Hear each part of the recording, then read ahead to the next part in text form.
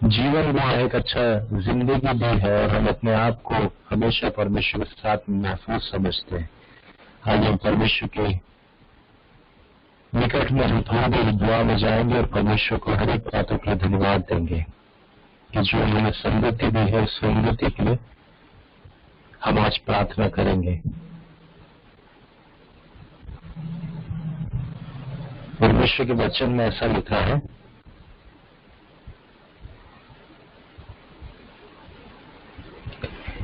इसलिए जो कोई मेरी ये बातें सुनकर उन्हें मानता है वो उस बुद्धिमान मनुष्य की नहीं ठहरेगा जिसने अपना घर चट्टान पर बनाया। आमीन। धन्यवाद देते हैं हमारे सामर्थ्य अनुग्रहकारी खुदावन, हम आपके निकट आते हैं।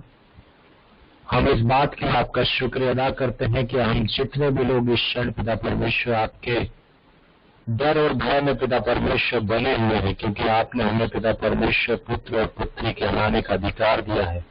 उस अधिकार के तहत पिता परमेश्वर अपनी जिंदगी को आपसे हे अब्बा हे पिता कहकर पुकारते हैं। आज के इस ऑनलाइन कॉन्फ्रेंस में पिता परमेश्वर हम सब आपके निकट आते हैं, विशेषकर आपके दास के लिए दुआ करते हैं जो आपके संदेश को आज हमारे मध्य में परोसेंगे। खुदा हमारे हृदय मन को पिता परमेश्वर आप शांत बना, और ऐसे मन को विचलित करने वाली बातें पिता परमेश्वर हमारे मन को आपके वचन से दूर न करे, वरन पिता परमेश्वर हम दृढ़ता से स्थिरता से पिता परमेश्वर आपके वचन को सुन सके। हम प्रार्थना करते हैं आपके दास को छू स्पर्श कीजिए, पवित्र आत्मा से भरिए प्रभु की वो आपके नाम से जो भी कार्य करे वो आज के दिन हमारे जीवन के लिए बहुत बेहतर कार्य हो जाए।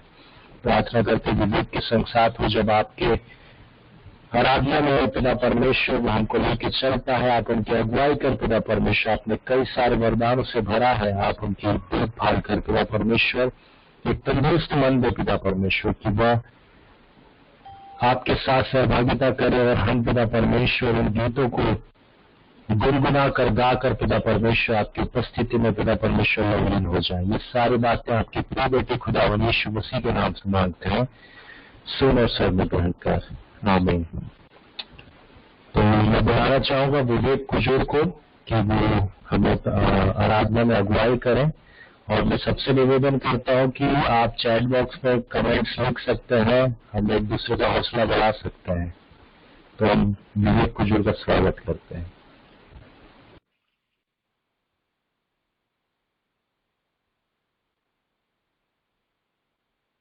सबको जय श्री सहाय। अगर मेरी आवाज आप तक आ पा रही है तो आप मुझे जरूर बताएं। अगर मेरी आवाज क्लियर नहीं भी आ रही है तो भी आप मुझे जरूर बताएं, ताकि मुझे पता चल जाएगा कि आप तक मेरी आवाज क्लियर आ रही है कि नहीं आ रही है। ठीक है, तो अगर आपको मैं बहुत बड़ा दिख रहा हूं तो अगर मैं आपको बहुत बड़ा दिख रहा हूं तो आप स्क्रीन में 2 बार टैप कीजिए, उसके बाद मैं आपको क्लियर दिख पाऊंगा। तो आइए हम उस खुदा का धन्यवाद दें कि उसने इस सुंदर समय को देखने दिया, और मैं HWC का तहे दिल से धन्यवाद देता हूं कि उसने अवसर फिर से मुझे दिया कि मैं इस फेलोशिप में प्रभु के गीतों को गा पाता हूं।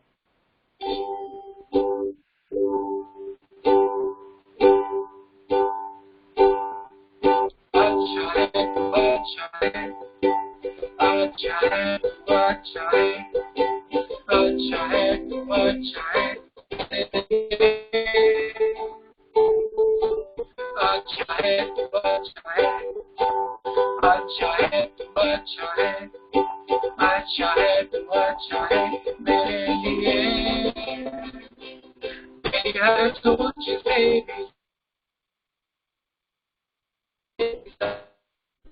हर बात से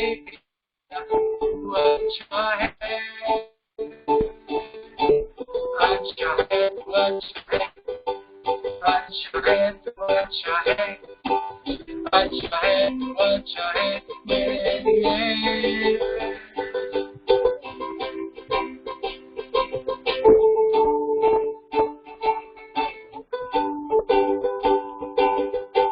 मेरी आशा पूरा होने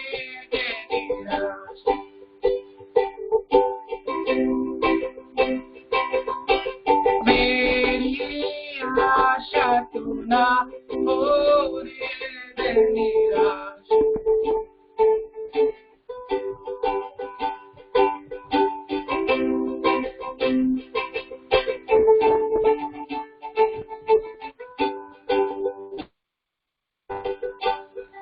एक बात मैं आप लोगों को बताना चाहूंगा, कई बार मेरे साथ ऐसा सिचुएशन आता है कि मैं कई बार उस खुदा के गीत को नहीं गा पाता हूँ, लेकिन मन में गुनगुनाहट रहता है जिसको मैं गुनगुना के उसकी आराधना कर पाता हूँ। आइए हम मिलके गुनगुनाए और उसकी गीत गुनगुना के गाए। ला ला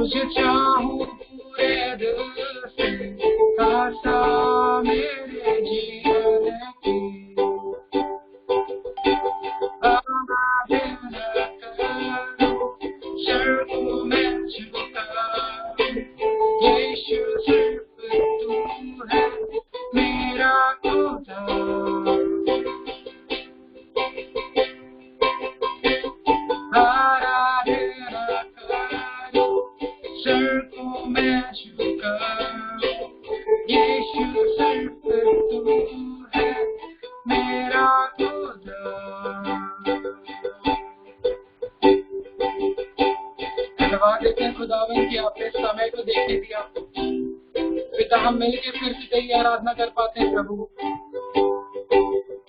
पिता आपने ऐसा सुंदर मौका हमें दिया पिता, पिता आपने इतना खूबसूरत हमें बना के रखा पिता, इसके लिए धन्यवाद देते हैं प्रभु। बहुत सारे लोग हैं जो आज के दिन में पिता आपको ढूंढ रहे हैं और वो ढूंढ नहीं पा रहे हैं, लेकिन तू हमारे साथ रहता है, हमारे जीवन में हम अवसरों को देता है ताकि हम तुझसे मिल पाए।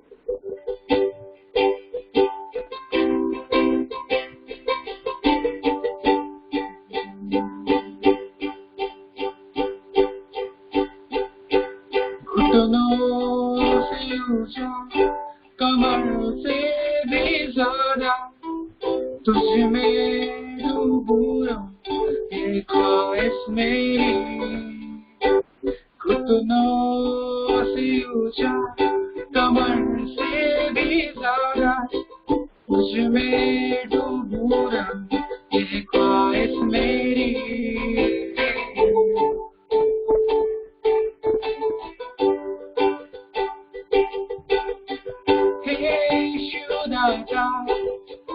मेरे खुदा करता हूँ स्तुति आराधना, हे यीशु दाता मेरे खुदा करता हूँ स्तुति आराधना। मुत्तोड़ मल्ला हरियोरा निंदा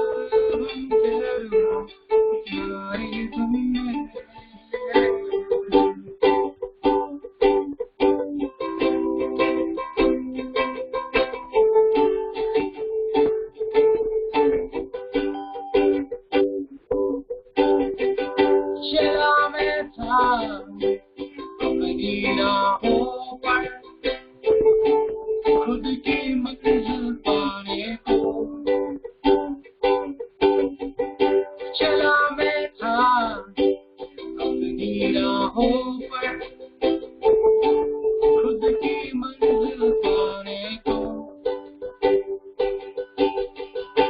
बीच राहों पर तू मिला, मिल गई नैया मुझको।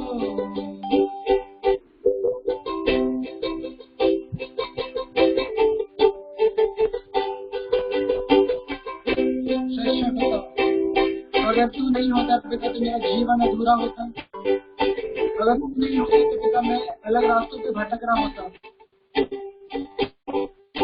लेकिन तू मेरे जीवन में था, मुझे संभाल के रखा, मेरे दोस्तों को संभाल के रखा पिता। और आज के दिन इस फेलोशिप में मैं आ पाता हूँ, तेरी आराधना कर पाता हूँ पिता, और तेरे इस वचनों को सीख पाता हूँ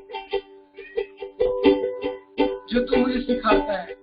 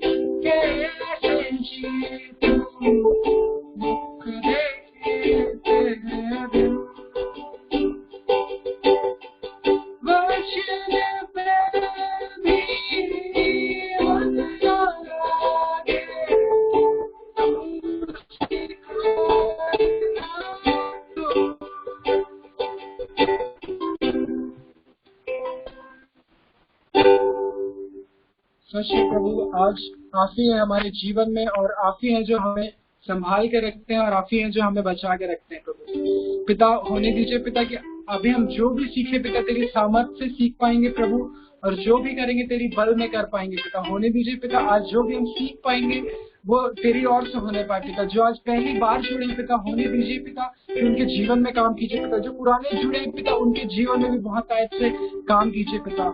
और होने दीजिए पिता इसी तरह हम आपकी फेलोशिप HWC के द्वारा करने वाले होंगे।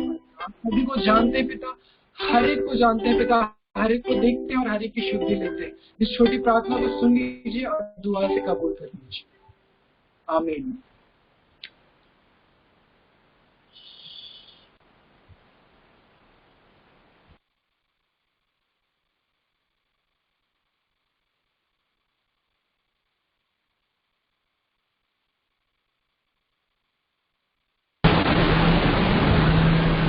विवेक भाई का बहुत बहुत धन्यवाद एक सुंदर आराधना वर्शिप को लीड करने के लिए। अब हम स्वागत करेंगे, हमारे मध्य में है पास्टर संदीप जो कि अंबिकापुर में अपनी सेवाओं को दे रहे हैं। हम तहे दिल से आपका स्वागत करते हैं। अब आपका समय है कि आप हमें परमेश्वर के वचन से कई बातों को सिखाएं। आइए हम तालियों के साथ उनका स्वागत करेंगे अपने अपने स्थानों पर।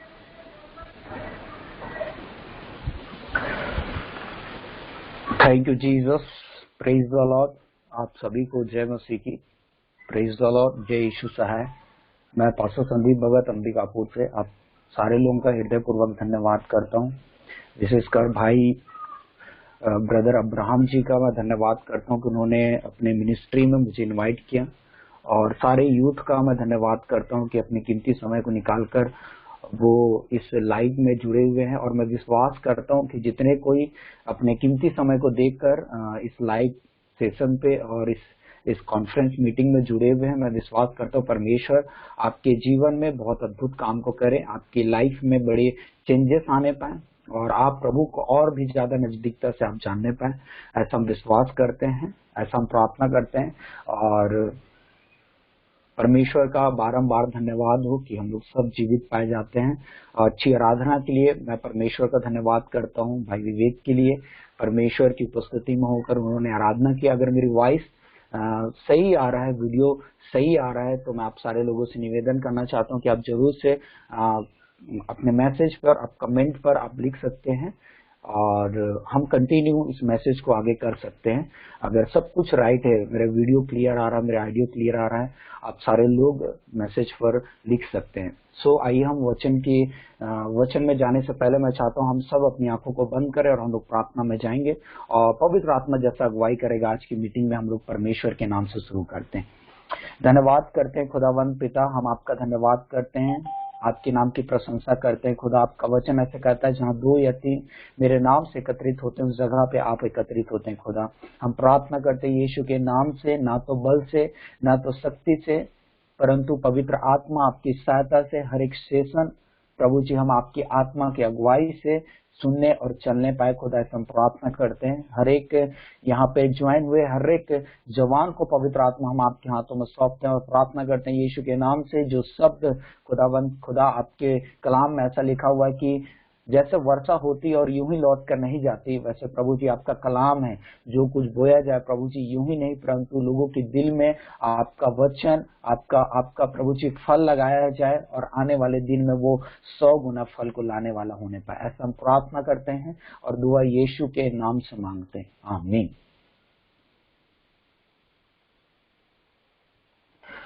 सर्वप्रथम मैं जीवित परमेश्वर का धन्यवाद करता हूं कि परमेश्वर ने हम सब को इस जगह पे रखा हुआ है और मैं पिता का धन्यवाद करता हूं। आइए हम सब परमेश्वर क्या ही भला परमेश्वर हम सब जानते हैं और बाइबल ऐसा बताता है, कलीसिया यूथ ऐसा बाइबल बताता है कि पुराने नियम में परमेश्वर ने मतलब बुजुर्ग लोगों को परमेश्वर ने चुना, लेकिन परमेश्वर का योजना था कि अंतिम दिनों में 3rd जनरेशन में, मतलब जब परमेश्वर यीशु मसीह का आने का समय है तो उस समय पे परमेश्वर चाहता है कि हम सब जवान खड़े हों, आमीन। और मैं बहुत ज्यादा आनंदित होता हूं जब कोई जवान परमेश्वर के राज्य के लिए खड़ा होता है और परमेश्वर के राज्य के लिए महिमा को करता है, हालेलुया। सो बाइबल में ऐसा लिखा है, योवेल की पुस्तक 2 अध्याय उसका 8 पद में ऐसा लिखा हुआ है कि मैं अंतिम दिनों में अपनी आत्मा हर एक प्राणियों पर उंडेलूंगा। और जवान के बारे में विशेष तौर पर बाइबल में ऐसा बताया गया है कि जवान जो होंगे वो स्वप्न को देखेंगे, जवान जो होंगे वो दर्शनों को देखेंगे और जवान जो होंगे भविष्यवाणी को करेंगे।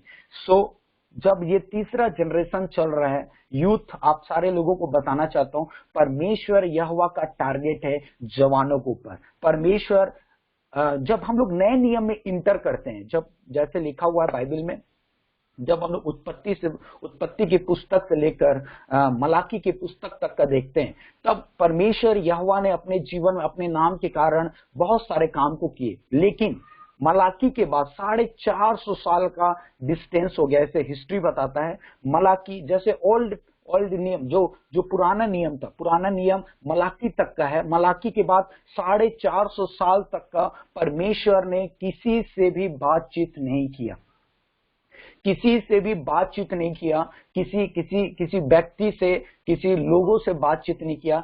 450 साल तक लोग अपने खुदा को बना लिए, अपने मर्जी से खुदा को बना लिए, अपने हिसाब से खुदा को बना लिए और उस हिसाब से चलने लगे।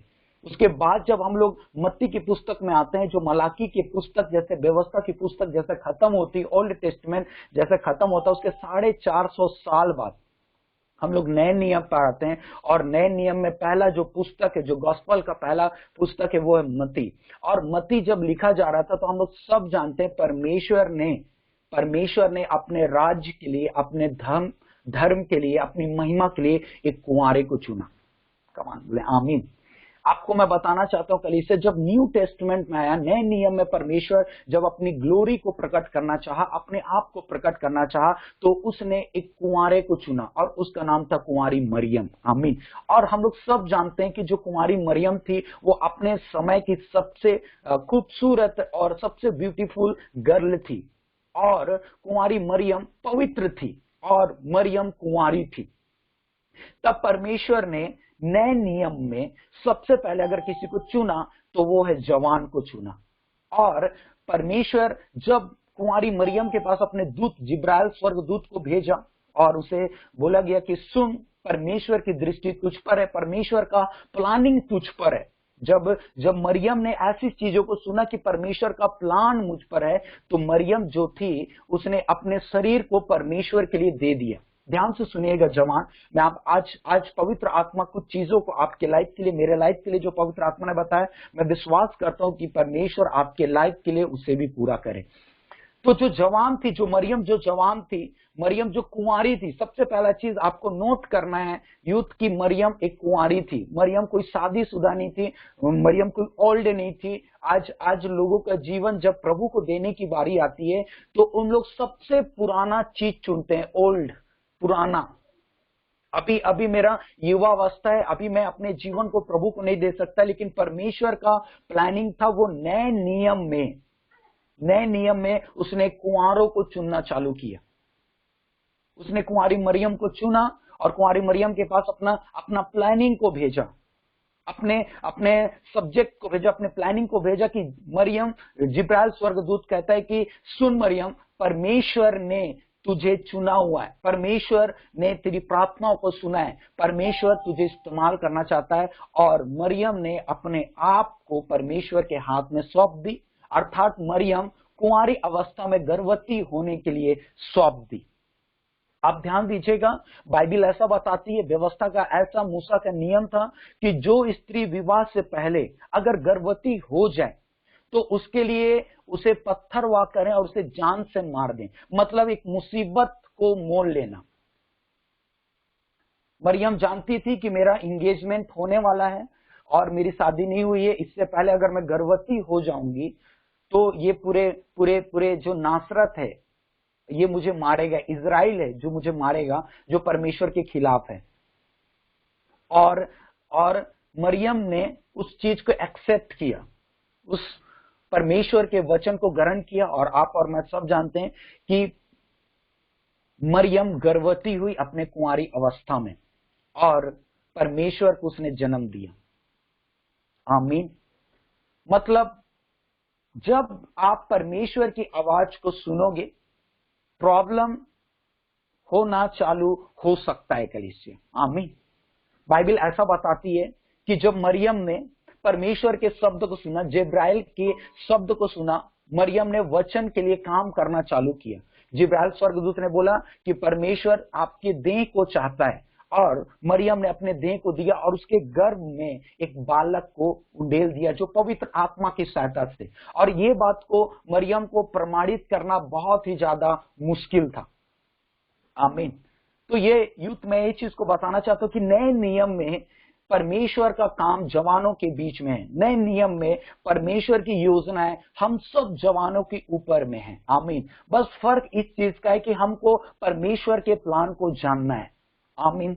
हम जिस दिन अपने परमेश्वर के प्लान को जानेंगे, हम कभी भी बैक साइड नहीं होंगे, हम कभी भी पीछे नहीं मुड़ेंगे, परंतु हम हमेशा हमेशा परमेश्वर के लिए सीधे खड़े रहेंगे।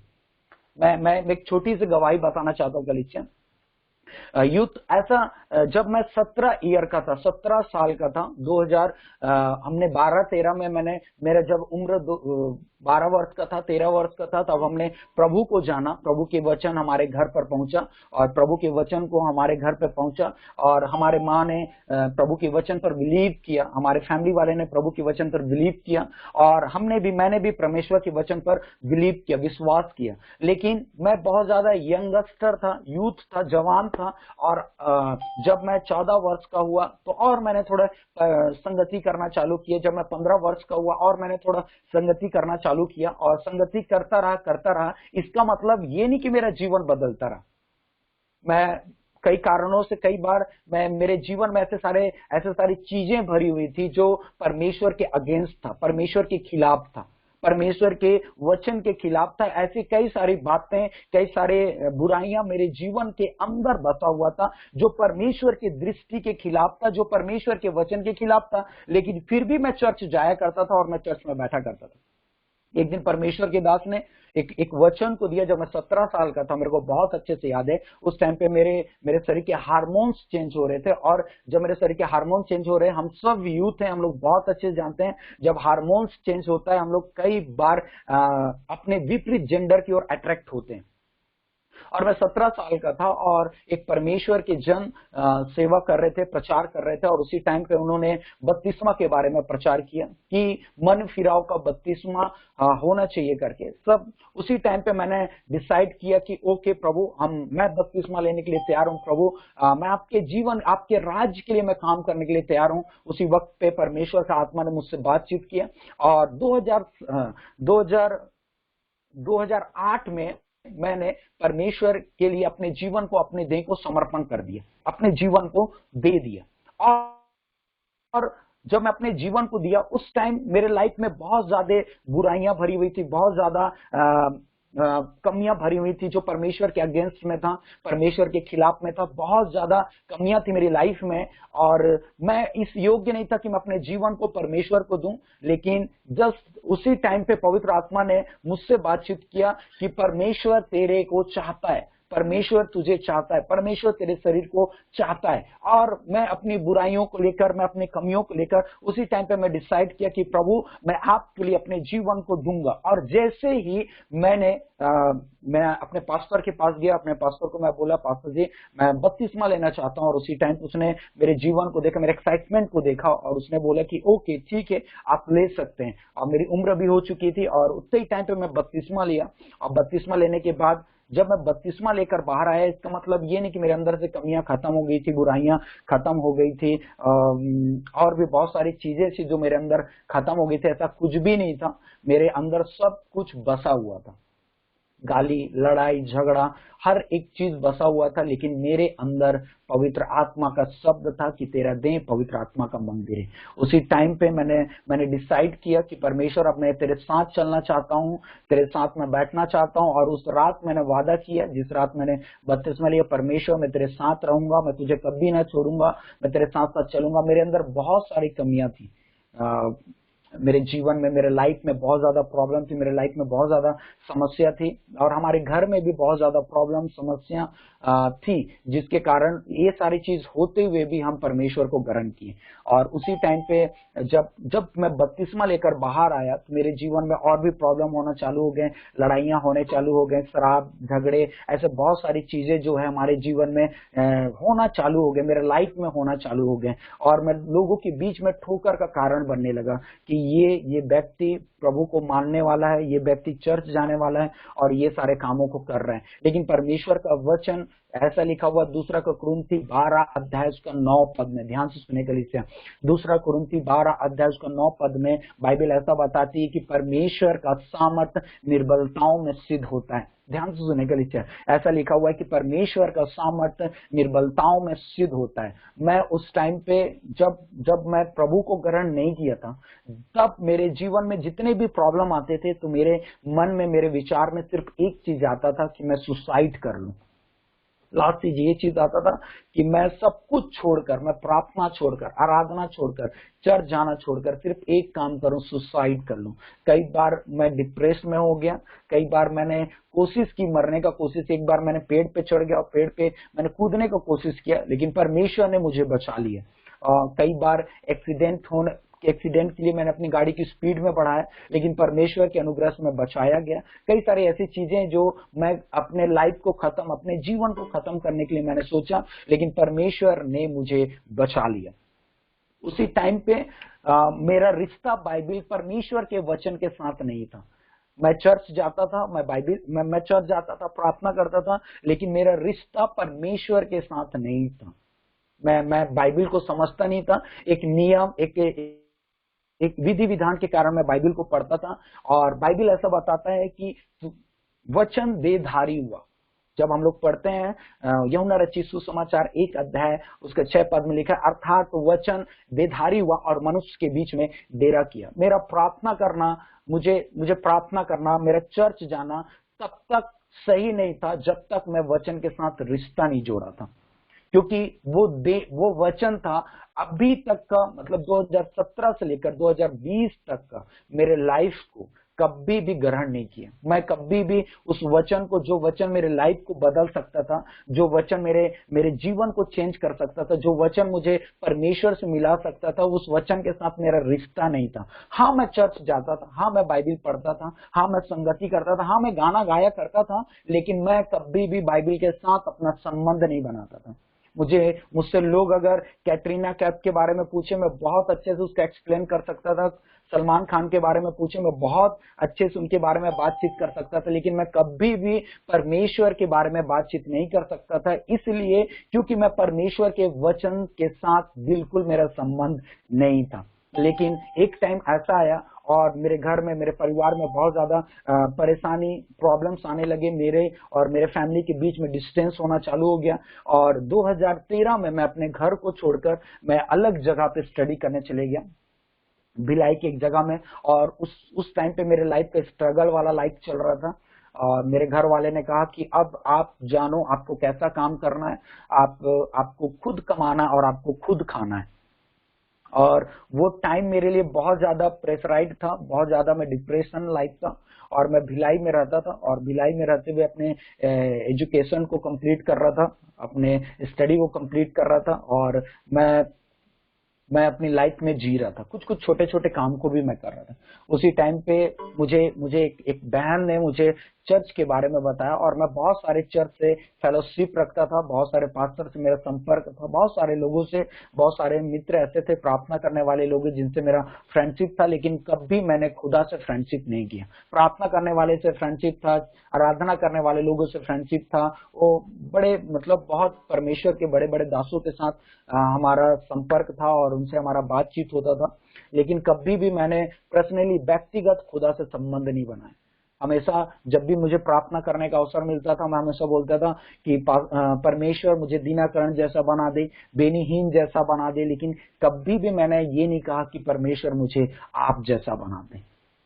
और वो दिन मुझे याद है 2015 का वो टाइम था और मैं एक चर्च में एक छोटा सा यूथ मीटिंग हो रहा था। उसी बीच में एक बहन ने मुझे इनवाइट किया और जैसे वो इनवाइट किया, वहां पे कोई ज्यादा बड़ा भीड़ नहीं था, वहां पे 5-7 लोग थे, उसी बीच में मैं था। और जब मैं वहां पे गया हुआ था तब परमेश्वर के दास ने एक वचन को बता रहे थे, जवान अपनी जवानी के दिनों में आनंद कर, मस्त रह, जो मन में करता वो कर। और ये वचन हमने कई बार मीटिंग में सुन चुके, कई यूथ मीटिंग हमने अटेंड कर ली है, तो ये वचन हमारे लिए कोई खास नहीं था, कोई नया नहीं था कि हम इस वचन के बातों को सुन पाए। लेकिन परमेश्वर का आत्मा वहां पर भारी उपस्थिति में था, परमेश्वर का आत्मा वहां पे मंडरा रहा था, परमेश्वर वहां पे मंडरा रहा था। जैसे परमेश्वर का वचन ऐसा कहता है कि जब आदि में पृथ्वी बेडोल और सुनसान थी और परमेश्वर का आत्मा उस जगह पे मंडरा रहा था, जब पृथ्वी बेडोल और सुनसान पड़ी हुई थी और सारी पृथ्वी के ऊपर जल मंडरा रहा था। जब हम लोग उत्पत्ति की पुस्तक 1 अध्याय उसके 2 पद में पढ़ते हैं तो लिखा हुआ है, सारी पृथ्वी बेडोल और सुनसान पड़ी हुई थी और पूरे पृथ्वी पर गहरा जल भरा हुआ था और उसके ऊपर परमेश्वर का आत्मा मंडरा रहा था। मंडराने का मतलब, जब हम लोग बहुत ज्यादा मंडराते हैं, इसका मतलब हमारे अंदर कुछ करने की इच्छा होती है। तो परमेश्वर का आत्मा मंडरा रहा था, मतलब परमेश्वर का आत्मा जान रहा था कि इस पृथ्वी पर कुछ होने वाला है। तब परमेश्वर ने कहा कि उजियाला हो जाओ और आत्मा ने तुरंत अंधियारे को उजियाले से अलग कर दिया और वहां पे रोशनी आ गया। हमारे जीवन में आत्मा, जब हमारे कलीसिया में, हमारे मिनिस्ट्री में आत्मा मंडराता है तो हम जान जाते हैं कि परमेश्वर का आत्मा इन दिनों में बहुत जबरदस्त काम करने वाला है। वैसे ही जब मैं इस हॉल पर गया, उस कमरे पर गया, तो वहां पे भी परमेश्वर का आत्मा अद्भुत रीति से मंडरा रहा था और मैं बिल्कुल भी आत्मिक चीजों को नहीं जान पा रहा था। 3 तरह की आंखें होती है यूथ हमारा। पहला आंख होता है संसारिक आंख। जब हम लोग अपने माँ के गर्भ से निकलते हैं तो हमारा जो आंख होता है वो सिर्फ संसार को देखता है। बाइबल ऐसा बताती है। 3 तरह के आंख के बारे में हमने स्टडी किया है, 3 तरह के आंख के बारे में हमने देखा है, जो मैं आपको आज के यूथ की मीटिंग में बताना चाह रहा हूँ। तो 3 तरह के आंख जो थे, उसमें से मेरा पहला आंख खुला हुआ था। जो मैंने माँ के गर्भ से जब मैंने उत्पन्न हुआ तो मुझे कुछ नहीं दिखाई देता था, सब कुछ मुझे संसार का ही चीज दिखाई दिया करता था। संसार का अभिलाषाएं, संसार की चीजें, संसार की वस्तुएं, संसार का जीवन सिर्फ और सिर्फ संसार ही दिखाई देता था, क्योंकि मेरी सिर्फ पहली आंखें खुली थी। मुझे संसार की अभिलाषाएं, संसार के लोग, संसार का काम, और मुझे सब कुछ कॉमन लगता था। चोरी करना कॉमन लगता था, धोखा देना कॉमन लगता था, झूठ बोलना कॉमन लगता था, बेविचार करना कॉमन लगता था। मुझे ऐसा लगता था 31st जनरेशन है और कोई व्यक्ति शराब ना पिए, ऐसा हो ही नहीं सकता। ये तो कॉमन है, शराब पीना अब कॉमन है, नशा करना कॉमन है, गाली देना कॉमन है। लेकिन मैं बिल्कुल परमेश्वर के वचन से अज्ञात था कि परमेश्वर के वचन में ये सारे लोग दंड के भागीदार हैं। उसके बाद जब मैं बाइबल के साथ रिश्ता जोड़ा, जब मैंने परमेश्वर के वचन के साथ रिश्ता जोड़ा, तब मेरी दूसरी आंख खुली, दूसरा आंख सही और गलत का। मुझे पता चलने लगा कि क्या चीज सही है और क्या चीज गलत है, क्या चीज होना चाहिए क्या चीज होना चाहिए एक बाइबल पढ़ने, एक चर्च जाने वाले लोगों के अंदर, क्या चीज करना सही है और क्या चीज करना गलत है। ये दूसरी आंखें हैं जो मेरी आंख खोले, सही और गलत का। और जब मैं उस यूथ मीटिंग में अटेंड करने गया, तब परमेश्वर ने मेरी दूसरी आंखों को खोला। तब परमेश्वर के दास प्रचार कर रहे थे और इस वचन को वो समय मेरे को आज भी याद है। तब मेरी दूसरी आंखें खुली जो सही और गलत का था। मैंने अपने लाइफ में सब कुछ, जो चीज संसार के साथ जीवन बिता रहा था, संसार में जीवन बिता रहा था, संसार के जैसे अभिलाषाएं थी, तब परमेश्वर के दास के द्वारा मेरे पास वचन पहुंचा, शब्द पहुंचा और मेरी दूसरी आंखें खुली, अर्थात परमेश्वर के वचन को समझने का। आमीन। जब मैं बाइबल पढ़ता था मुझे कुछ मालूम नहीं होता था, सिर्फ मेरा काम होता था पढ़ना। लेकिन जब मेरी दूसरी आंखें खुली, मुझे समझ में आने लगा कि वचन मेरे लिए क्या बोलने वाला है, ये वचन मुझसे क्या बात कर रहा है, मुझे समझ में आने लगा। और जब मैं वचन को सुनने लगा, जब मैं वचन के साथ संबंध बनाने लगा, मेरी दूसरी आंखें खुल गई, अर्थात सही और गलत की आंख। बाइबल का वचन कहता है शरीर का दिया आंख है, अगर वो अशुद्ध तो तेरा पूरा शरीर अशुद्ध, अगर वो शुद्ध तो तेरा पूरा शरीर शुद्ध। इसीलिए अपने आंखों को पवित्र रखना। और हमारे जीवन में 3 तरह की आंखें होती है। पहली आंख, जब हम लोग माँ के गर्भ से निकलते हैं तो हम देखते हैं, ये हमारा पहला आंख है जो हमें सिर्फ और सिर्फ संसार दिखाई देता, न सही दिखाई देता न गलत दिखाई देता। दूसरी आंख ये है कि जिस आंख से हम सही को भी देख सकते हैं और गलत को भी देख सकते हैं। हमारे लिए हम देखकर जान सकते हैं कि किसके लिए क्या चीज सही और क्या चीज गलत है। और अब आती है तीसरा आंख। जब हमारा तीसरा आंख खुलता है कलीसिया, तो हम लोग आत्मिक चीजों को बड़ी गौर से देख सकते हैं। जब पौलुस व्यवस्था में चल रहा था, पौलुस को बिल्कुल भी मालूम नहीं था कि मुझे करना क्या है। पौलुस कलीसिया को सताने वाला था। पौलुस बाइबल को बहुत अच्छे से जानने वाला व्यक्ति था। जब परमेश्वर ने दर्शन दिया, सबसे पहले पौलुस का आंख बंद हो गया, वो आंख जिससे वो संसार पर राज करता था और संसार की बातों पर चलता था। और वो 3 दिन 3 रात बैठकर परमेश्वर की उपस्थिति में था और उसकी दूसरी आंख खुली, उसने सही और गलत को जाना। उसके बाद पौलुस ने पतरस, याकूब, यूहन्ना के साथ संगति करने लगा। और जैसे पौलुस पतरस, याकूब, यूहन्ना के साथ संगति करने लगा, उनसे शिक्षा लेने लगा, उसकी तीसरी आंख खुल गई, वो आत्मिक चीजों को देखने लगा। अर्थात तीसरा आइस जब ओपन होगा आपका, आप स्वर्गदूतों को बहुत क्लीन चीजों से आप देख पाएंगे। स्वर्गदूतों का विजिटम को आप बहुत अच्छे से देख पाएंगे। स्वर्गदूत का आना जाना को आप बहुत अच्छे से देख पाएंगे। लेकिन आज के यूथ में सबसे बड़ा प्रॉब्लम यही है कि वो ना दूसरा आंख उनका खुल पाता है, ना तीसरा आंख खुल पाता है। वे आंख को बंद करके परमेश्वर के पास आ जाते हैं।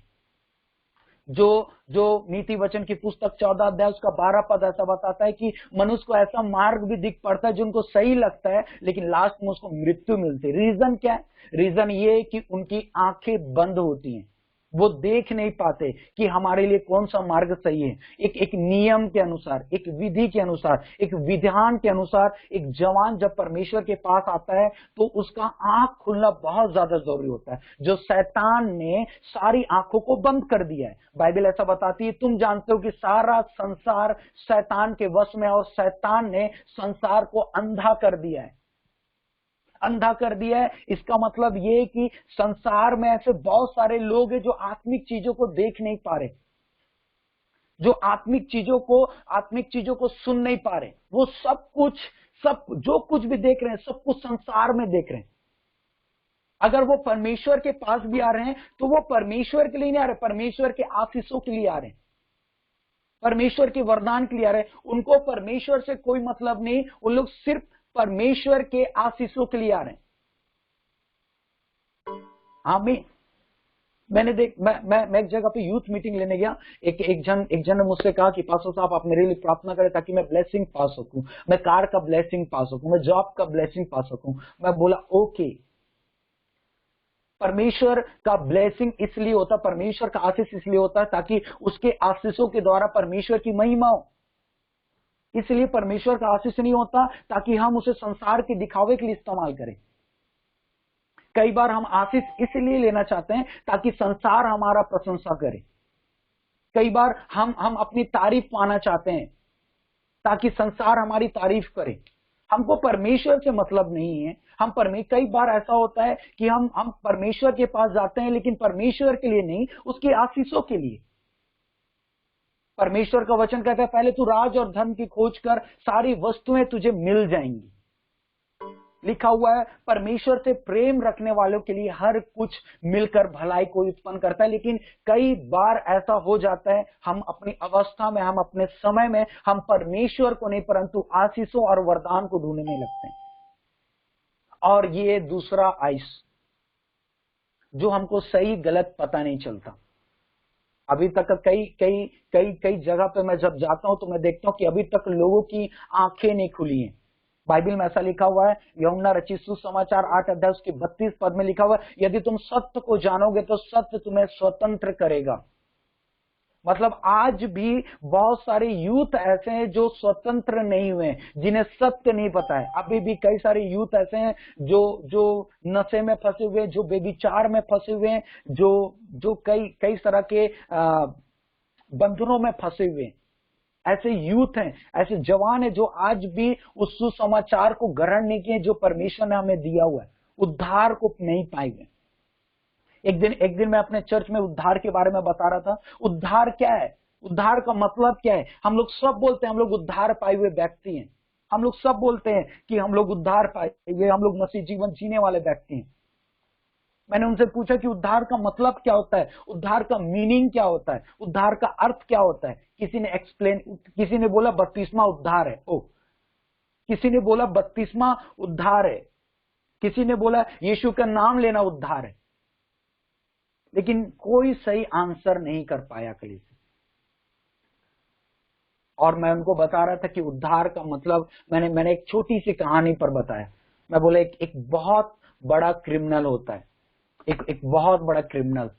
उसने चोरी की, उसने लड़ाई किया, उसने रेप किया, उसने मर्डर किया और कानून ने उसे सजा सुना दिया कि तेरा उम्र कैद की सजा हो रही है।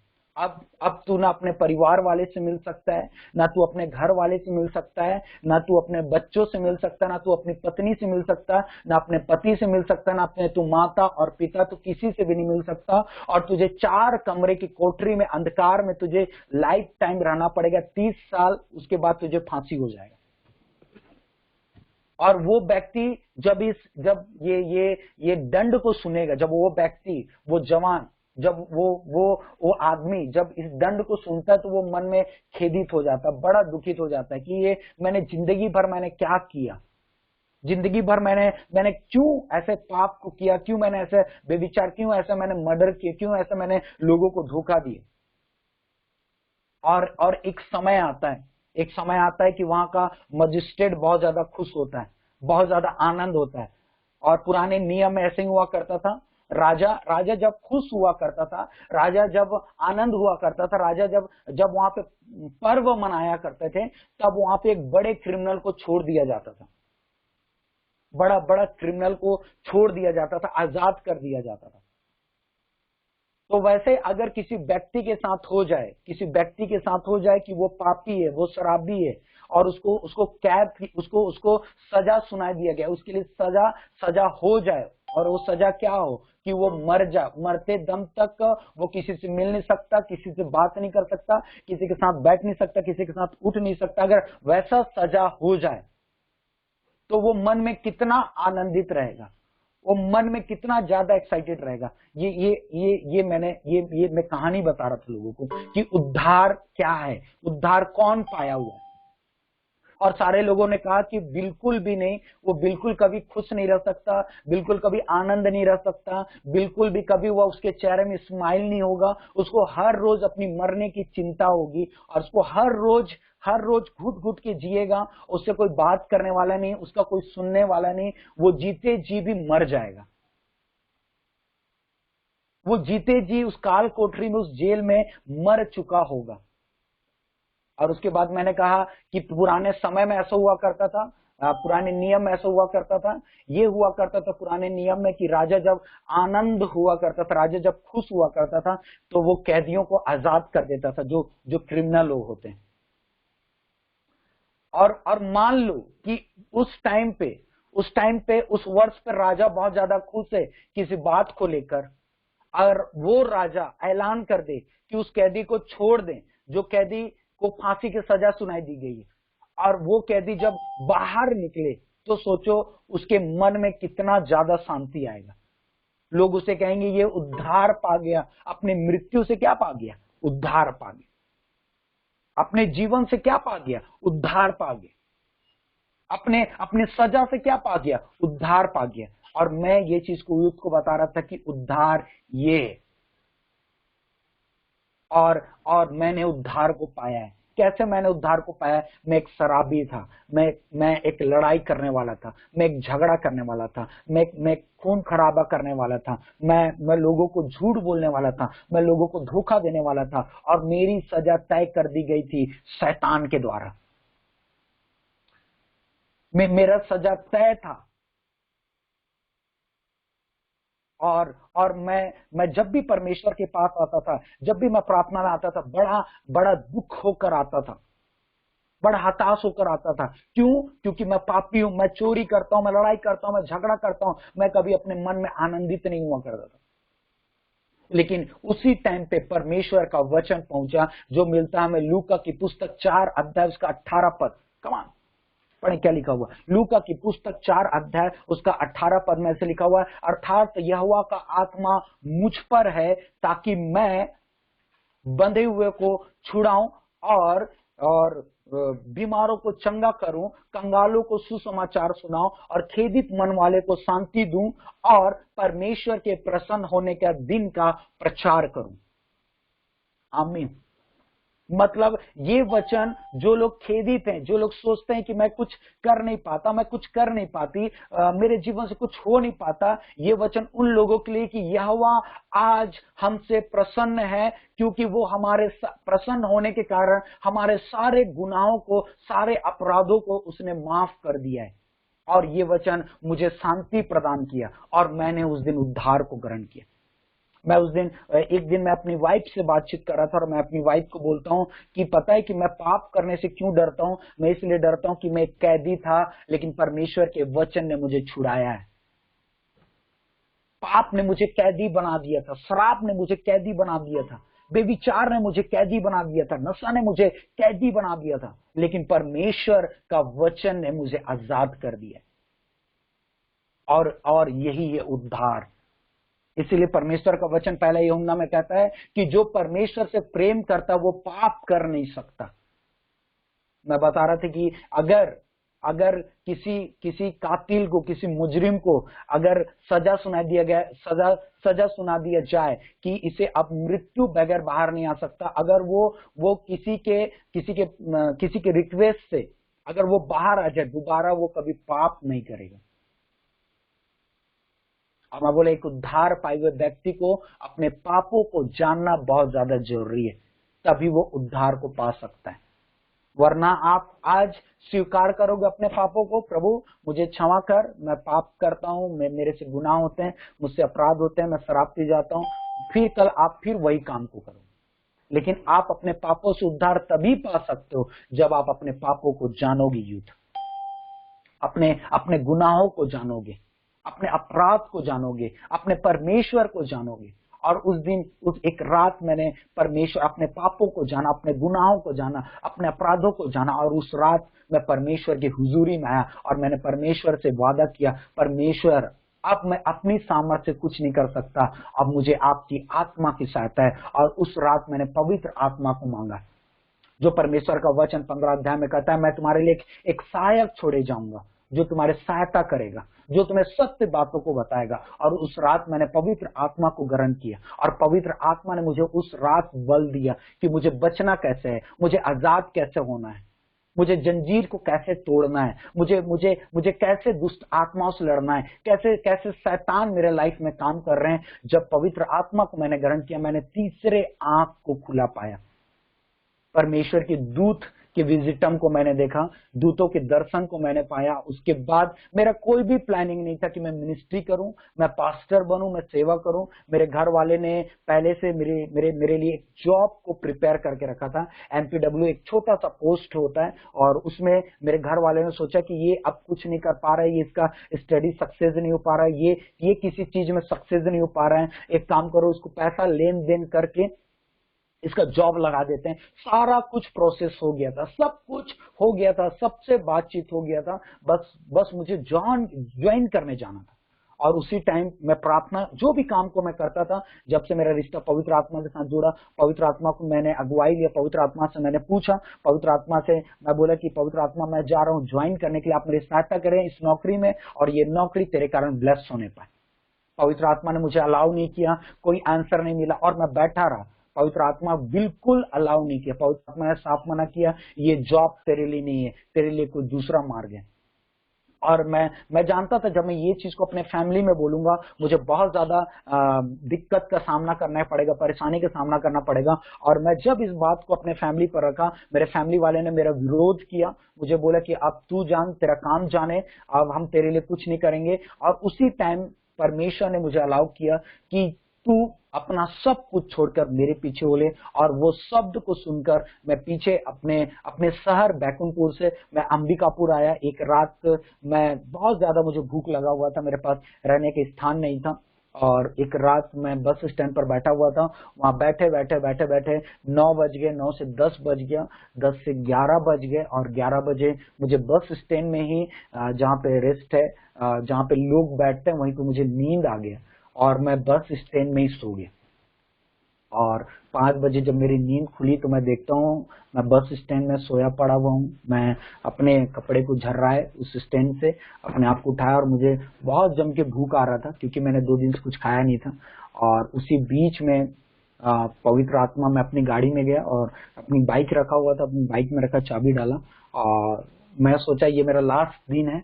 और मैं लास्ट टाइम परमेश्वर को बोला, परमेश्वर आज के दिन में भी मैं तेरा धन्यवाद करना चाहता हूँ। और मुझे बहुत जम से भूख लगा था। उसी टाइम पे परमेश्वर का वचन मेरे पास आया, जो हम परमेश्वर के वचन को मैं पढ़ता रहता था। परमेश्वर का वचन मेरे पास आया, देखी नहीं उड़ती हुई चिड़िया को ना ये बोते हैं ना ये काटते हैं, लेकिन परमेश्वर इन्हें जिंदा रखता है। और साफ साफ मेरे कान में शब्द सुनाई दिया, संदीप तू इन सब से बढ़कर है। और वो शब्द को मैंने जैसे ही सुना, जैसे परमेश्वर का वचन कहता है, मनुष्य केवल रोटी से नहीं परंतु परमेश्वर के मुख से हर एक वचन से वो जीवित रहेगा, जो परमेश्वर के मुख से निकला। और वो शब्द मेरे कान पे आया, यकीन मानिए वो शब्द मेरे जीवन में एनर्जी को उत्पन्न कर दिया। एक जैसे हम खाना खाते हैं, खाना खाने के बाद हमारे शरीर में जो एनर्जी आता है, वैसे हूबहू मेरे जीवन में एनर्जी आ गया। और मैंने गाड़ी स्टार्ट की और उस दिन से मिरेकल होना चालू हो गया। और जहां जहां मैंने प्रार्थना की, परमेश्वर ने उस प्रार्थना को सुना, चमत्कार होने चालू हो गए, बीमारी चंगे होने चालू हो गए, लंगड़े चलने चालू हो गए। कई लोगों ने दूतों को दर्शन को पाया, जो लोग बांझ पड़े हुए थे वो लोग गर्भवती हो गए, जो लोग कई सालों से चल नहीं पाते थे वो लोग चलने लगे, कई सारे लोग दुष्ट आत्माओं से ग्रसित थे, रात भर सो नहीं पाते थे। परमेश्वर से प्रार्थना के द्वारा उन्होंने चंगाई को पाया, छुटकारा को पाया। और कई सारे ऐसे कैदी थे जो पाप में फंसे हुए थे, बेविचार में फंसे हुए थे। जवान लोग, बहुत सारे जवान लोग नशे में, शराब में, बेविचार में, गंदे कामों में फंसे हुए थे। परमेश्वर के वचन को सुनकर उन लोगों ने अपने जीवन को बदला। कलीसिया, आमीन। मैं आपको आज इंक्रेज करना चाहता हूं। खुशखबरी की बात यह है जवान कि परमेश्वर आज आपसे प्रसन्न है। परमेश्वर आज आपकी लाइफ से प्रसन्न है। आपको मैं जब परमेश्वर के पास जाना चाहता था तो मुझे रोकता था एक चीज, और वो चीज था मेरा पाप, वो चीज था मेरा गुनाह। मेरे अंदर आता है तो तू पापी है, तू प्रार्थना करने क्यों जा रहा है, तू शराबी है, तू प्रार्थना करने क्यों जा रहा है। मैं बिल्कुल भी नहीं। मैं कई बार अपने आप को तैयार करना चाहा।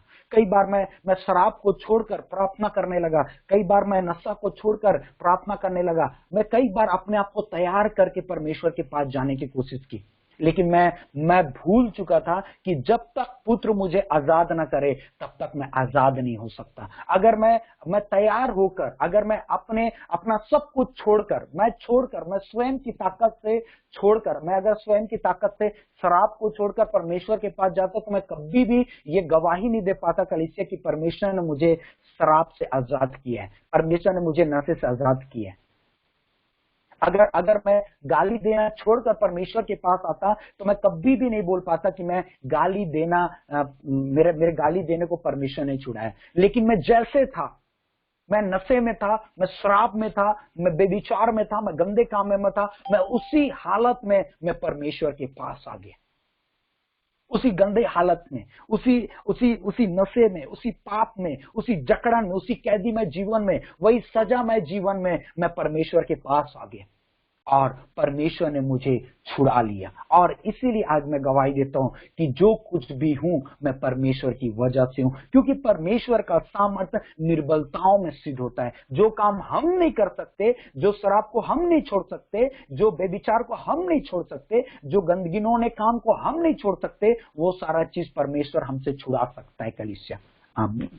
जवान, आज आपको तैयार होने की जरूरत नहीं है। मैं शराब छोड़ के आता हूं, मैं नशा छोड़ के आता हूं, मैं गंदगिनों काम को छोड़ कर आता हूं। परमेश्वर चाहता आप जैसे हो वैसे परमेश्वर के पास आओ। परमेश्वर आपको धो देगा, परमेश्वर आपको पवित्र कर देगा। आप मेरे को जब मिनिस्ट्री करना था तब मेरे मन में बिल्कुल नहीं आया कि मैं कौन से कॉलेज में जाऊं, मैं कौन से कॉलेज में जाने के बाद मैं क्या चीज को सीखूंगा, मतलब मैं टीचिंग ले लूं, मैं बाइबल का स्टडी कर लूं, ये कर लूं, उसके बाद मैं मिनिस्ट्री। आप यकीन मानिए कलीसिया, मैं अपनी मिनिस्ट्री को चालू कर चुका और मेरी मिनिस्ट्री में 100 लोग आ चुके, 150 लोग आ चुके, उसके बाद मैं बाइबल स्टडी कर रहा हूं।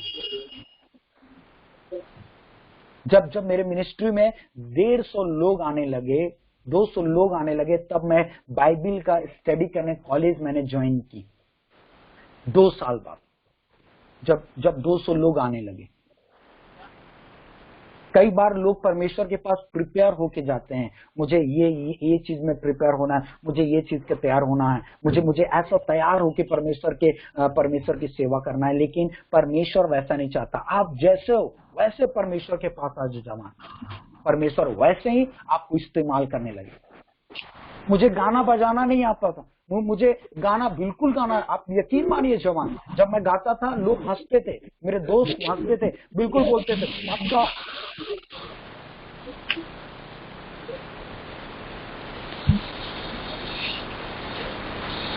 ये मत गाया करो, हंसी आता था उनको। और लेकिन जब मैं परमेश्वर के पास आया, प्रार्थना करने लगा, परमेश्वर ने मुझे सिखाने लगा।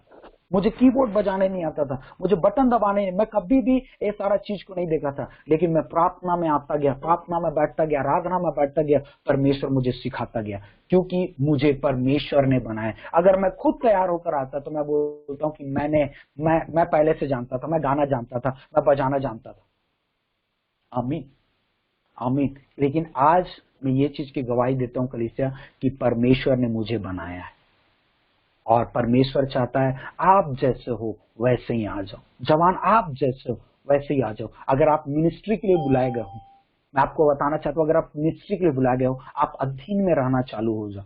मेरी मिनिस्ट्री की, मेरे सेवा की, मैं जब जवान था मुझे लोग कहते थे कि ये छोड़ देगा, ये मिनिस्ट्री नहीं कर पाएगा, ये जवान है, इसका कोई नहीं सुनेगा। यकीन मानिए जब मैं मिनिस्ट्री में चालू किया, ना मैं बाइबल ट्रेनिंग किया हुआ था ना कुछ किया था, मुझे बहुत लोग जानते हैं, मैं कुछ भी नहीं किया हुआ था और मैं दिखने में भी इतना ज्यादा अच्छा नहीं था, मैं कुछ भी नहीं, मेरा ड्रेसअप सेंस जीरो, मैं मेरी लैंग्वेज, मेरे अंदर कोई ऐसा खूबी नहीं था कि लोग मुझे सुने।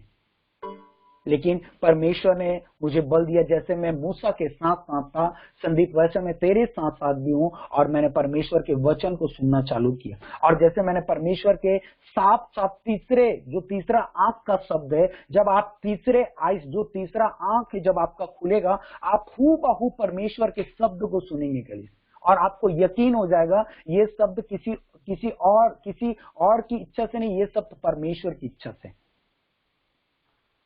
और आप यकीन मानिए वो शब्द को मैंने सुना और मिनिस्ट्री करना चालू किया और मेरे स्पिरिचुअल मेंटोर के अंडर में मैंने रहना चालू किया, क्योंकि बिना किसी के अधीन मिनिस्ट्री आगे नहीं जा सकता।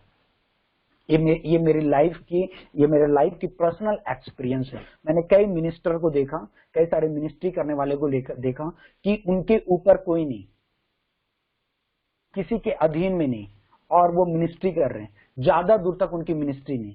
जैसे साउल एक राजा बना, और राजा बनने के बाद साउल गधा को ढूंढने आया, गधा को ढूंढने आया, और गधा को ढूंढ रहा था, और उसकी भेंट सामुएल से हो गई। और सामुएल जब प्रार्थना करने लगा तो सामुएल बोला कि परमेश्वर ने तुझे इस जगह पे गधे को ढूंढने के लिए नहीं भेजा है, परमेश्वर ने तुझे इजराइल में राजा बनने के लिए भेजा है। और उसी टाइम पे साउल राजा बन जाता है, और साउल की पूरे इजराइल साउल का मानता है, और उसके ऊपर साउल सामुएल के अधीन पर रहता है।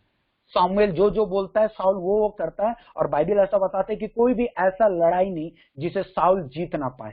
उस वर्ष में साउल जैसा सामर्थी और साउल जैसा सैनिक और योद्धा कोई नहीं था।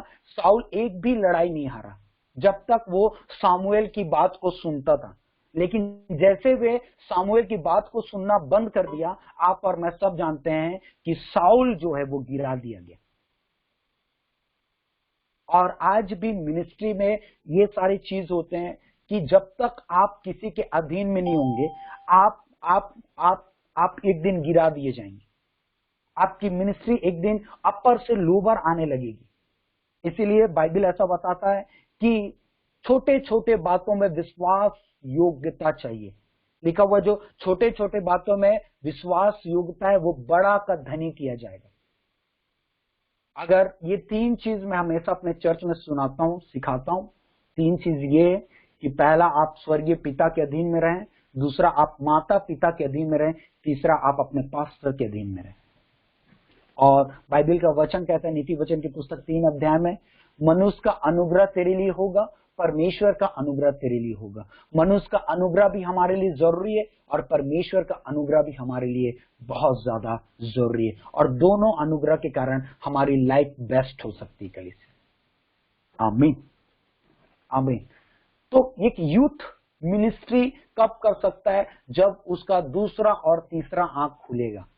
और मिनिस्ट्री करने के लिए तीसरा आंख ओपन होना बहुत ज्यादा जरूरी है, जो होता है आत्मिक आंख, जो होता है आत्मिक आंख, स्पिरिचुअल आइज। और जब तक तीसरा आइज ओपन नहीं हुआ, आप चलोगे, लेकिन चलते चलते थक जाओगे। आप चलेंगे जवान, लेकिन चलते चलते संसार की बातें, संसार की चीजें, संसार की चिंताएं आपको दबा देगा। आप आगे नहीं जा सकते, क्या कि फाइनेंस कुछ भी करा सकता है, रुपया कुछ भी करा सकता है। अगर आपकी तीसरी आंख नहीं खुली है तो कई सारे मिनिस्टर को मैं देखता हूँ, कई सारे पास्टर्स को मैं देखता हूँ, मैं किसी का अगेंस्ट में नहीं हूँ, कि कई सारे लोगों को मैं देखता हूँ कि वो लोग सेवा करते करते बिजनेस में जुड़ गए, नेटवर्किंग में जुड़ गए। अगर गॉड नहीं चाहता, गॉड चाहता पूरे मन, पूरी शक्ति, पूरी ताकत, पूरे मन से, पूरे धन से तू परमेश्वर से प्रेम कर और परमेश्वर की सेवा कर। लोग जॉब छोड़कर मिनिस्ट्री कर रहे हैं और हम मिनिस्ट्री छोड़कर जॉब कर रहे हैं। और मेरे पास बहुत सारे ऑफर आए, बहुत सारे बिजनेस का ऑफर है, मैंने इग्नोर किया। मैं बोला नहीं, परमेश्वर ने मुझे बुलाया है और मैं परमेश्वर की महिमा पूरे मन से, पूरी ताकत से, पूरी धन से, हर एक चीज से मैं करना चाहता हूँ। और परमेश्वर ने मुझे हर एक चीजों से ब्लेस किया, मुझे आर्थिक चीजों से ब्लेस किया, मुझे धन से ब्लेस किया, मुझे लैंड से ब्लेस किया, और आने वाले दिन में परमेश्वर मुझे चर्च से ब्लेस करने वाला है। आमीन। इन बातों पर हम बिलीव करते हैं। सो यूथ, मैं चाहता हूँ हम सब, परमेश्वर जो चाहता है वो सारी चीजों को मैंने बताया, आप मिनिस्ट्री के लिए तैयार रहें, क्योंकि जवान, परमेश्वर अंतिम दिनों में सारे जवानों की इस्तेमाल करना चाहता है।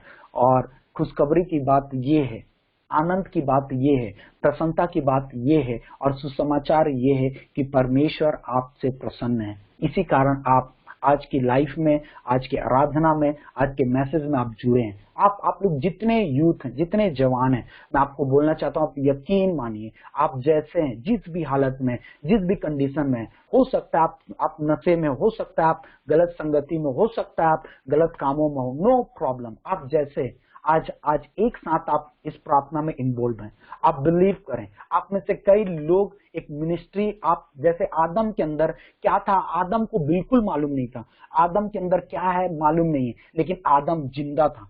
आप कभी भी डिप्रेशन में आकर कोई डिसीजन मत लीजिएगा यूथ, कभी भी डिप्रेशन में आकर, कभी भी टेंशन में आकर कोई भी डिसीजन मत लेना। शैतान सबसे ज्यादा डिप्रेशन में डिसीजन लेने के लिए उकसाएगा। जवान में आज के डेट में सबसे बड़ा प्रॉब्लम क्या है यूथ के बीच में, डिप्रेशन में डिसीजन लेना। जब उसके ऊपर चारों ओर से विपत्ति पड़ता है तब उन लोग डिसीजन लेते हैं, लेकिन ये राइट नहीं है। मेरे मेंटोर ने मुझे सिखाया है कि संदीप, कभी भी डिप्रेशन में, जब भी तेरे ऊपर विपत्ति आए, तब तुझे कुछ डिसीजन नहीं लेना है, तुझे चुप रहना है, तुझे प्रार्थना करना है, तुझे चुप रहना है और तुझे प्रार्थना करना है। जब यीशु मसीह को क्रूस पर लटकाने वाले थे, तो यीशु मसीह को बांध दिया गया, सिर पर कांटों का मुकुट पहना दिया गया, और उससे बोला गया, उसकी आंखों में पट्टी बांधा गया और उसे झापड़ मारा गया। बोला, अब भविष्यवाणी कर, तुझे कौन मारा? और लोग उसे पूछने लगे, बता तू यहूदियों का राजा है कि नहीं है। लेकिन यीशु मसीह उतने सारे विपत्ति में, उतने सारे प्रॉब्लम में चुप रहा। वैसे आज भी हमको चुप रहना है। जब हमारे ऊपर डिप्रेशन आए, जब हमारे ऊपर क्लेश है, जब हमारे ऊपर विपत्ति आए, तब हमको कोई भी डिसीजन नहीं लेना है। आज 80% लोग सुसाइड की ओर दौड़ रहे हैं। क्यों? क्योंकि वो डिप्रेशन में डिसीजन ले रहे हैं। जब आप डिप्रेशन में डिसीजन लेते हो, तब शैतान आनंदित करता है, क्योंकि वो जानता है आप डिप्रेशन में कभी भी राइट डिसीजन नहीं ले सकते, और शैतान वही चाहेगा।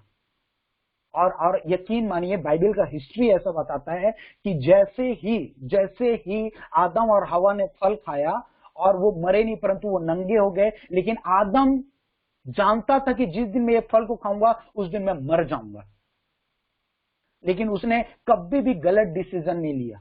आदम फिर भी पृथ्वी, अदन की वाटिका से निकाल दिया गया, अदन से निकाल दिया गया, फिर भी वो परमेश्वर को ढूंढता रहा, परमेश्वर की आवाज को ढूंढता रहा, परमेश्वर के शब्द को ढूंढता रहा। सो यूथ, आज आप कहीं से भी निकाल दिए गए हो, अपने घर से आप निकाल दिए गए हो, अपने परिवार से आप निकाल दिए गए, आप कहीं से भी निकाल दिए गए होगे, अपने फ्रेंड सर्कल से आप निकाल दिए होगे, आप अपने रिलेशनशिप से आप निकाल दिए गए होगे। हो सकता है आप अपने रिलेशनशिप से टूट गए होगे, अपने फ्रेंडशिप से आप टूट गए होगे, अलग हो गए होगे। कोई बात नहीं, कोई गलत डिसीजन मत लीजिए। आज आप प्रार्थना में इस टाइम पे इन्वॉल्व हो जाइए। यकीन मानिए, जैसे आदम से एक नई जाति उत्पन्न हुआ, नूह से नया जाति उत्पन्न हुआ, आपसे भी एक नया जाति उत्पन्न होगा। यकीन मानिए, आज का मीटिंग आपके लिए सेम नहीं रहेगा, आपके लाइफ के लिए सेम नहीं रहेगा, परंतु आज आप कुछ बदल कर जाने वाले हैं यूथ। आदम को पता नहीं था कि आदम के अंदर कैन है, आदम के अंदर हनोक है, आदम को बिल्कुल नहीं पता था। आदम बस फल को खाता था, अपने कामों को करता था। आदम को नहीं पता था कि मेरे वंश में से एक ऐसा व्यक्ति हनोक निकलेगा जो परमेश्वर के साथ साथ चलेगा, जो परमेश्वर के साथ उठा लिया जाएगा। यकीन मानिए, आपके अंदर भी एक बड़ी जाति है। परमेश्वर ने कहा है, मैं तुझमें एक बड़ी जाति बनाऊंगा। लोग, आपका जनरेशन चेंज हो जाएगा यूथ। आपका परमेश्वर आपके जनरेशन को चेंज करना चाहता है। परमेश्वर आपको ही नहीं परंतु आपके द्वारा कई सारे यूथ हैं जो बदल जाएंगे, कई सारे जवान हैं जो बदल जाएंगे, कई सारे लोग हैं जो बदल जाएंगे आपकी गवाही को सुनकर, आपकी टेस्ट मनी को सुनकर, आपकी लाइफ को देखकर। ऐसे कई सारे जवान हैं जो बदलने वाले यूथ।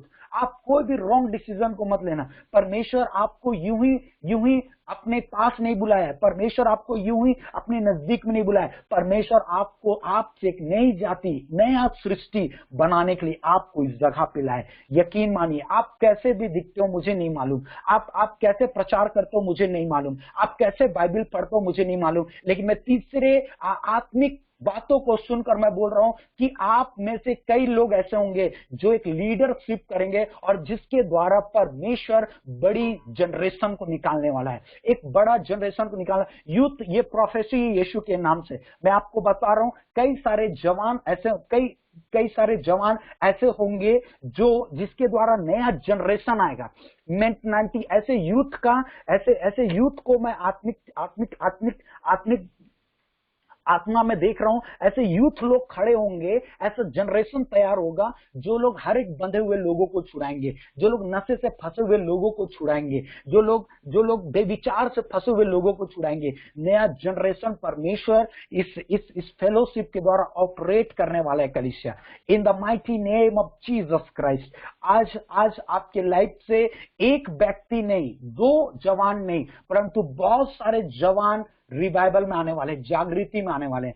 तीसरा आइस ओपन होने वाला है, कई सारे जवानों के अंदर से तीसरा आइस ओपन होने वाला है, तीसरा आंख। वो स्वर्गदूतों को विजिटम करते, स्वर्गदूतों को आते और जाते देखेंगे, रात में स्वर्गदूतों का दर्शन को पाएंगे, वो महिमा को देखेंगे, परमेश्वर को महिमा को देखेंगे। आपको ये, मैं भी एक टाइम पे सोच रहा था कि मैं स्वर्गदूत को मैं प्रचार करूंगा। मैं अपनी लाइफ में कभी भी नहीं सोचा कि मैं एक मिनिस्टर बनूंगा, मैं एक सेवक बनूंगा, मैं परमेश्वर का दास बनूंगा, मैं कभी नहीं सोचा था। लेकिन परमेश्वर ने मुझे उस जगह पे खड़ा किया। एक परमेश्वर के दास ने कहा कि संदीप, तू परमेश्वर के राज के लिए चुना गया है, परमेश्वर ने तुझे चुना हुआ। ये 2008 की बात है। और जब परमेश्वर के दास ने मेरे लाइफ के लिए ऐसा बोला, मुझे बहुत ज्यादा हंसी आई। जैसे सारा को हंसी आया जब सारा को स्वर्गदूतों ने बोला, सारा अगली ऋतु में तू गर्भवती होगी। यकीन मानिए, वहां पे लिखा हुआ सारा हंसने लगी, क्योंकि सारा काबिलियत में नहीं थी, सारा के अंदर काबिलियत नहीं था कि वो मां बन सके। और मेरे साथ भी सेम टू सेम ऐसे ही हुआ। मैं एक शराबी था, एक नशा करने वाला, एक बेविचार करने वाला व्यक्ति था, और एक पास्टर ने मेरे लिए प्रोफेसी किया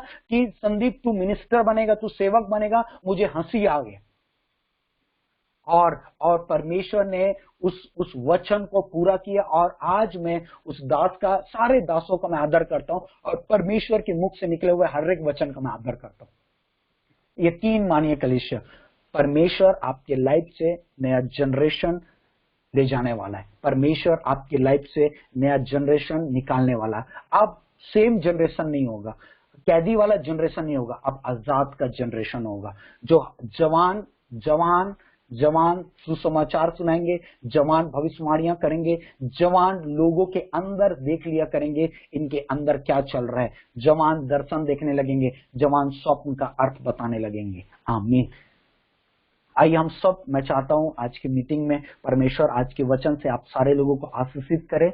और मैं बहुत ज्यादा धन्यवाद करता हूं ब्रदर अब्राहम पप्पू जी का, और इस HWC का मैं धन्यवाद करता हूं कि उन्होंने, उनके सारे टीम का मैं धन्यवाद करता हूं कि उन्होंने आज ऑनलाइन सरमन को हमारे लिए दिया है। और मैं यकीन मानता हूं कि इस सरमन के द्वारा आप सारे लोग आशीषित होंगे। और हर एक जवान के लिए मैं अंतिम प्रार्थना करना चाहता हूं, और मैं यहाँ पर अपनी मैसेज को खत्म करना चाहता हूं। आइए हम सब अपनी आंखों को बंद करें, अपने स्थानों पर, आप जहां कहीं पे भी हैं अपने स्थानों पर रहें, अपनी आंखों को बंद करें।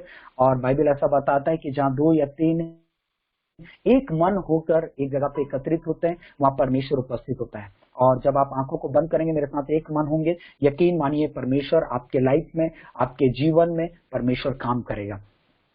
धन्यवाद धन्यवाद धन्यवाद स्वर्गीय अनुग्रहकारी परमेश्वर पिता, हम यीशु मसीह नासरी के नाम से प्रार्थना करते हैं HWC के लिए, उसमें जुड़े उनके हर एक टीम के लिए, उनमें जुड़े हर एक जवानों के लिए हम प्रार्थना करते हैं। यीशु मसीह नासरी के नाम पर हर एक जवानों के अंदर से एक नया जनरेशन उत्पन्न हो, उनके अंदर से एक स्रोत फूट निकले और खुदा बाप परमेश्वर हर एक लोगों को वो स्रोत का पानी मिले खुदा, in the mighty name of Jesus. खुदा बाप परमेश्वर जो तीसरा आई से वो हर एक यूथ के ऊपर से खुल जाए और वो तुझे देखने पाए खुदा, ऐसा हम प्रार्थना करते हैं in the mighty name of Jesus Christ. हम प्रार्थना करते हैं खुदा आज के वचन के द्वारा ये यूथ के अंदर बड़ा रिवाइवल आने पाए, आत्मा का काम होने पाए, सामर्थ का काम होने पाए खुदा। वो हर एक जो शैतान ने उन्हें कैदी बनाकर रखा हुआ है, जो शैतान ने उन्हें बंधन में जकड़ा हुआ, जो शैतान ने उन्हें नशे में जकड़ा हुआ, जो शैतान ने उन्हें बेविचार में जकड़ा हुआ, यीशु मसीह नासरी के नाम से आज की शाम वो आजाद होने पाए, नया डिसीजन को लेने पाए, नई सृष्टि होने पाए और तेरी आत्मा उनके ऊपर बल से काम करने पाए, ऐसा हम प्रार्थना करते हैं। और महिमा आदर जलाल आज का पिता परमेश्वर हर एक वचन से आप बढ़े, आपको महिमा मिले, लोग आपको जाने और आपका नाम ऊंचा होने पाए, ऐसा हम प्रार्थना करते हैं। सारी बातों के लिए धन्यवाद देते हुए दुआ यीशु मसीह नासरी के नाम से मांगते हैं, आमीन आमीन आमीन। Thank you so much to all. परमेश्वर आप सारे लोगों को आशीष करें।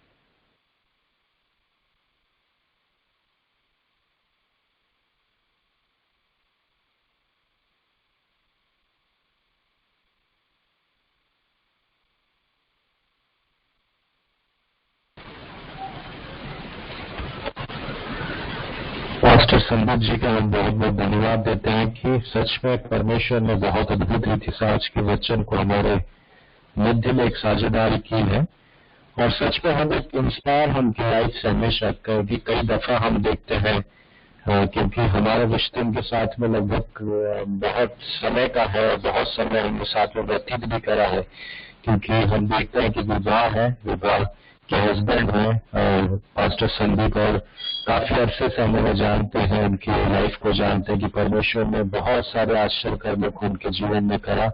और कई दफा वो अपने लाइफ के एक्सपीरियंस को हमारे साथ में भी शेयर करते हैं कि परमेश्वर ने धीरे धीरे उनको कैसे उठाया है, परमेश्वर ने कैसे एक अपनी कलिसिया को वहां पर स्थापित करने के लिए उन्हें परमेश्वर ने चुना है। मैं बहुत धन्यवाद देता हूँ अपनी पूरी टीम के साथ में, मैं आपका धन्यवाद देता हूँ कि परमेश्वर के वचन को जो आपने हमारे मध्य में बोला वो बहुत हम लोगों को इंस्पिरेशनल है, बहुत ज्यादा हमारे लाइफ की एनर्जेटिक है, जो निरंतर हमें प्रोत्साहित करता है। हम धन्यवाद देते हैं आपकी सेवा के लिए और हम निरंतर आपकी कलिसिया के लिए प्रार्थना करेंगे, आपकी फैमिली के लिए प्रार्थना करेंगे। परमेश्वर आपको आत्मिक रीति से और बढ़ाए और आशीष दे और आप आत्मिक रीति से ऐसे बढ़ते जाए। हम तय दिल से आपको धन्यवाद करते हैं। आइए हम अंतिम प्रार्थना की ओर जाएंगे, उससे पहले कुछ नोटिफिकेशन है। 2 दिन हमारा ऑनलाइन फेलोशिप होता है, ट्यूसडे को फ्राइडे के दिन में, और आप सब हमसे जुड़ सकते हैं। और जो कोई हमसे जुड़ना चाहता है वो इनबॉक्स में दिए गए मैसेज बॉक्स में आप चेक कर सकते हैं, एक नंबर है, उस पर HWC अपना नाम लिख के आप छोड़ सकते हैं, जिसके थ्रू हम आपको अपने व्हाट्सएप ग्रुप में ऐड कर सकते हैं। उसके द्वारा हम सारे नोटिफिकेशन आपको दे पाएंगे। आइए हम अंतिम प्रार्थना की ओर जाएंगे और मैं निवेदन करूंगा अगर स्नेह सर तक मेरी आवाज पहुंच रही है तो वो हमें प्रार्थना में अगुवाई करें, और विशेषकर प्रार्थना करेंगे पास्टर भगत की फैमिली के लिए और उनकी कलिसिया के लिए, उनसे जुड़ी तमाम बातों के लिए। तो मैं निवेदन करता हूं कि अगर स्नेह सर हमारे साथ हैं तो प्रार्थना में अगुवाई करें। मेरी आवाज आ रही है?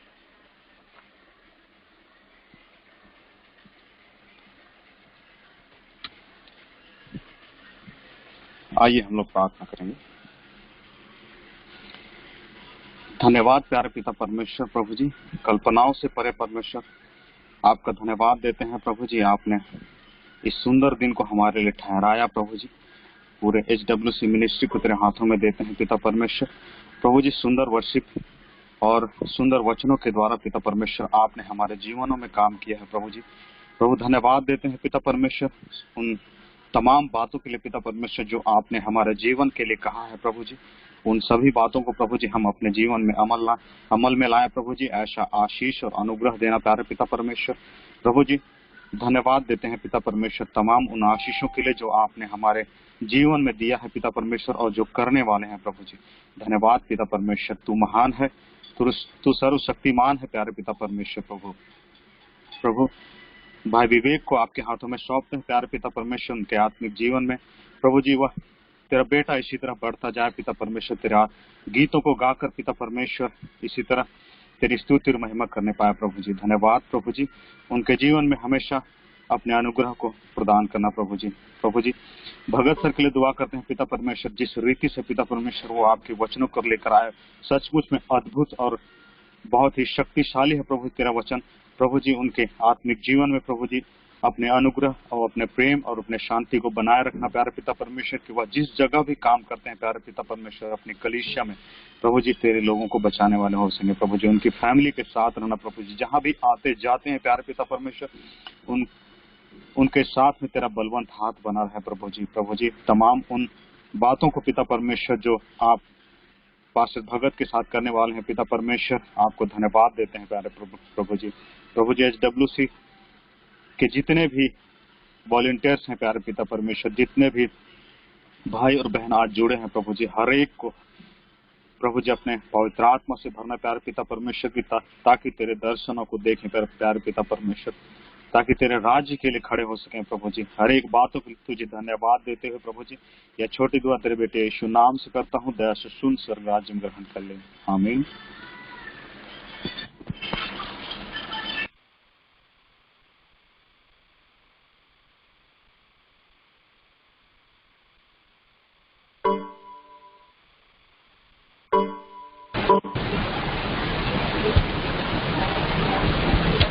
हम लोग विदा ले सकते हैं। सभी को जय यीशु से, प्रेज़ द लॉर्ड, जय मसीह की।